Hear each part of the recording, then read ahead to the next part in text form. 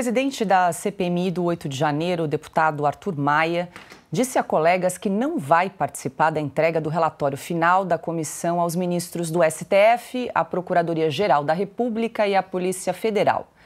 Maia não concordou com a íntegra do texto apresentado pela relatora Elisiane Gama, que, entre outros pontos, não pediu o indiciamento do ex-ministro do GSI, Gonçalves Dias.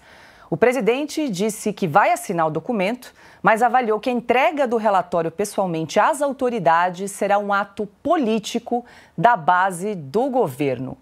Cris, comentamos aqui nesta semana no programa que o relatório, então, de 1.300 páginas, da senadora Elisiane Gama poupou o ex-GSI G. Dias, também o ministro da Justiça Flávio Dino, claro, tinha toda uma torcida organizada do Maranhão, na CPMI do 8 de janeiro. E como é que você avalia essa postura do presidente da CPMI, deputado Arthur Maia, de não participar da entrega desse relatório? Qual o simbolismo aí dessa atitude do Maia, Cris?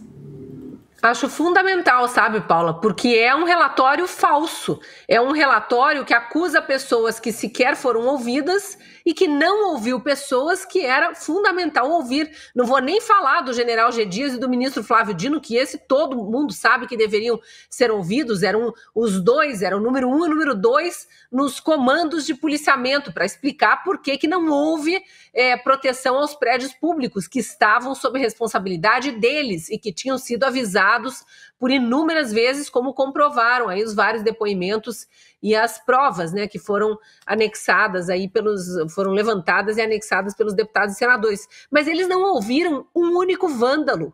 Eles não ouviram uma única testemunha ocular. Aliás, ouviram uma testemunha ocular, que foi o fotógrafo da Reuters, depois de muita insistência, de muitos requerimentos negados, requerimentos pedidos pela oposição, aceitaram, em troca de outros acordos lá, que ouviriam o fotógrafo da Reuters. Mas eles não ouviram os vândalos, os black blocs. Será que é porque nenhum foi preso? Será que é porque justamente os vândalos, os black blocs infiltrados, que sabemos que existiram, tem vídeos mostrando gente com boné do MST, bandeira da CUT, camisa do PT, quebrando vidro, quebrando móveis. Esses vídeos existem, estão nas mãos dos parlamentares. Eu tenho vários deles aqui na minha pasta de arquivos daquele dia. Muitas pessoas têm, circularam pelas redes sociais. Então, já publiquei aqui nas minhas redes sociais mais recentemente também. Então, será que é porque não prenderam nenhum? E aí também não investigaram, nem Polícia Federal investigou para saber onde estão esses vândalos? Será que foram se esconder no exterior? Será que estão exilados, assim como os jornalistas perseguidos que precisaram se autoexilar no exterior para não sofrerem perseguição no Brasil? Será que é porque eles não ouviram nenhuma testemunha entre as 2.000 pessoas presas que poderiam ter ido lá e dito o que elas viram dentro dos prédios públicos? Eu entrevistei ontem, Paula, um dos rapazes que estão já condenados. Ontem, não, 2 dias atrás, eu entrevistei um dos rapazes que já estão condenados, 14 anos de prisão ele pegou. Ficou 7 meses preso, é um psicólogo aí de Brasília que ficou 7 meses preso, não tem nem 30 anos. E foi solto do nada no dia 9 de agosto, sem nenhuma explicação também, e de repente se viu condenado a 14 anos sem poder ser ouvido pelo ministro Alexandre de Moraes e pelos demais ministros. E ele diz o seguinte: eu estava sentado no plenário, numa cadeira no plenário do Senado, onde nada foi depredado. Nada. Pela perícia que foi feita lá, teve um microfone avariado. E ele diz: eu estou condenado a 14 anos de prisão, sem que o ministro tenha sequer assistido ao vídeo em que o meu advogado apresenta a minha defesa, porque ele não pôde ser ouvido e o advogado só pôde mandar um vídeo. Então, eu acho que não tem que fazer parte desse circo mesmo. Qualquer deputado e senador decente olha para esse lixo produzido pela senadora Elisiane Gama e só fica esperando o momento em que a PGR vai descartar todos os pedidos de indiciamento, assim como fez com aquela palhaçada da CPI da Covid, porque não tem nenhuma consistência, não tem nada ali que embase aqueles pedidos. Já o relatório paralelo, produzido pelos deputados e senadores da oposição e assinado pelo deputado Ramagem, pede o indiciamento de Flávio Dino, do general G. Dias e do presidente Lula, como chefe deles, porque se os dois prevaricaram, o chefe também prevaricou. E eles estão pedindo indiciamento por crime de omissão danos ao patrimônio e prevaricação.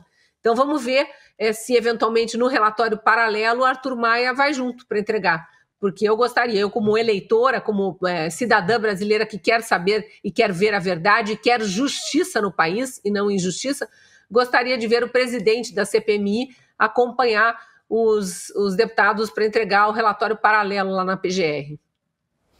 Ana, essa recusa do presidente da CPMI do 8 de janeiro, o deputado Arthur Maia, diz muito, né, sobre o que ele pensa aí desse relatório apresentado pela senadora Elisiane Gama, né? Paula, olha só, diz muito, mas não diz tudo. Por que ele vai assinar, então? Eu acho que esse tipo de atitude é para jogar para a torcida, e aqui fica a minha crítica. Se ele acha que o relatório é fajuto, como nós sabemos que que o relatório foi baseado em meses de narrativas, de mentiras, de distorções, sem nomes que deveriam estar ali, como do general G. Dias, presidente Bolsonaro, citado em 1.300 páginas, citado 800 vezes. Se ele sabe que todo esse relatório nada mais é do que uma farsa, né, do golpe, do algodão doce, por que ele vai assinar? Por que ele assinou? Porque ele simplesmente disse, não vou assinar, eu não concordo, isso aqui não condiz com a verdade, não condiz com o que nós vimos. Nós entrevistamos o deputado Nicolas essa semana aqui e eu concordo com ele, que apesar do relatório fajuto da Elisiane Gama, ele seguir aí o seu caminho, a CPMI foi importante para jogar luz no que de fato todos nós entendemos sobre o 8 de janeiro. Teve vandalismo? Teve. Crimes contra o patrimônio público? Sim, teve. Mas golpe de Estado, sem tanque, sem exército, sem políticos, num domingo de manhã, algodão doce, cachorro-quente, enfim. A Cris já fez toda a fotografia aí, né? Testemunhas selecionadas, imagens que sumiram, de repente sumiram. Tudo isso nós sabemos. Agora, esse discurso, sinto muito, é discurso para rede social, é discurso para passar batido ali, para ter o alívio. Não, eu vou assinar, mas eu não vou participar da entrega. Ora, então não assine. Se é fajuto o documento, não assine. O povo está cansado disso. De político indo na rede social, faz um discurso para cá, faz um discurso porque o STF, isso, porque... E chega na hora de promover o que de fato disse nas redes sociais em ações, não faz. E aí fica pedindo para o povo ir para as ruas. O povo foi para as ruas durante 4 anos, pacificamente, de maneira ordeira, durante 4 anos, pedindo que o Legislativo retomasse as rédeas de seus poderes constitucionais. E nada aconteceu. Um deputado foi preso de maneira inconstitucional, recebeu o perdão presidencial de maneira constitucional. Esse perdão presidencial foi cassado de maneira inconstitucional e o Legislativo simplesmente se ajoelhou ao sistema e disse, ok. Então, a minha crítica é essa. Se o relatório é fajuto, não assina. Simples assim.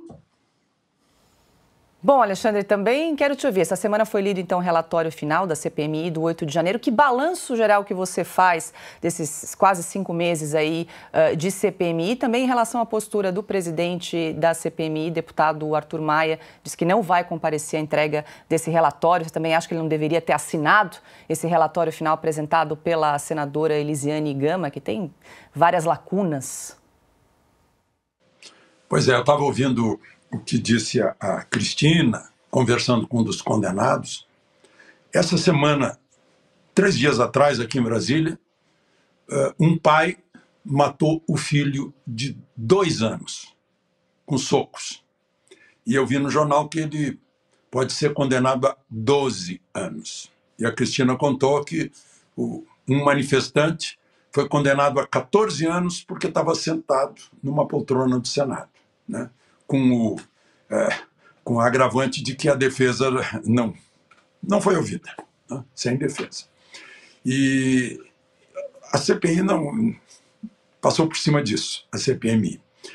Ela só não é mais nociva que a do circo, da Covid, porque a do circo provocou seríssimas consequências na saúde dos brasileiros, com desinformação, com informação errada, né? Mas é um absurdo que seja proposto o indiciamento de pessoas que sequer foram ouvidas na CPI. Total absurdo, né? E quanto ao não comparecer, mas assinar, né, talvez ele se justifique dizendo, né, o presidente da CPI, Arthur Maia, eu assinei porque foi 20-11, então eu tenho que obedecer à decisão da maioria e aí eu assino, né?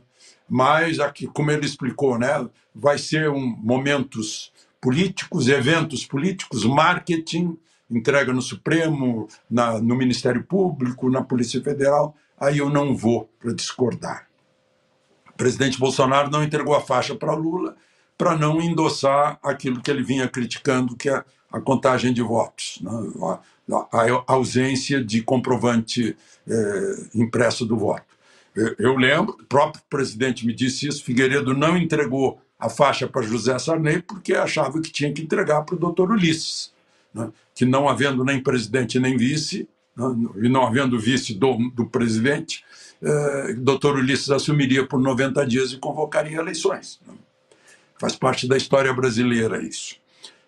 Enfim, eu entendi bem o desejo da Ana Paula, né? Que os legisladores, os nossos representantes dos eleitores e dos estados brasileiros, que tenham mais presença, que se apresentem com mais vontade de defender a Constituição, os valores e aquilo que a maioria da população quer. Porque, do contrário, eles não vão ser reeleitos se mostrarem fraqueza. E está no momento em que a única saída dentro da Constituição é pelo Congresso Nacional, para que a gente volte àquilo que eu disse, aos quadros constitucionais vigentes. A lei maior está exigindo isso. Um povo sem a lei maior está correndo riscos de insegurança jurídica, e a insegurança jurídica é tudo, né? Os investidores estrangeiros sentem isso, e como a gente está vendo, eles estão com o pé no freio, tiraram o pé do acelerador. Então, que os nossos representantes na Câmara e os representantes dos estados no Senado pensem nisso e sejam mais presentes, mais marcantes, né? Porque é o maior dos três poderes. Está em primeiro lugar na Constituição. A Constituição cita em primeiro lugar o Legislativo. É o primeiro poder da democracia. É o maior dos três poderes.